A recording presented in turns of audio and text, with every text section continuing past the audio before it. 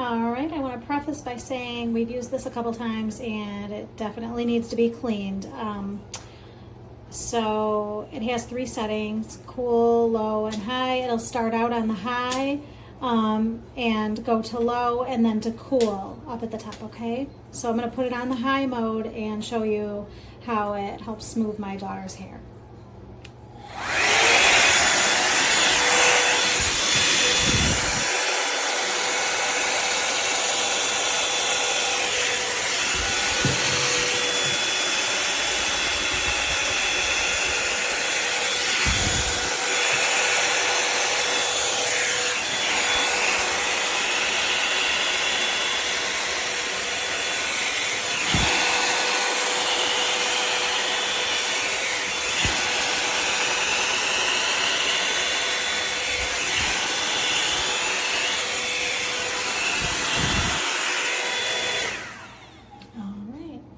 Does a nice job. It's harder to do when you have thick hair though, so I would suggest using it with thin hair unless you want to be using it for a very long time, or you could always pre-dry your hair and then use this at the very end when it's just damp.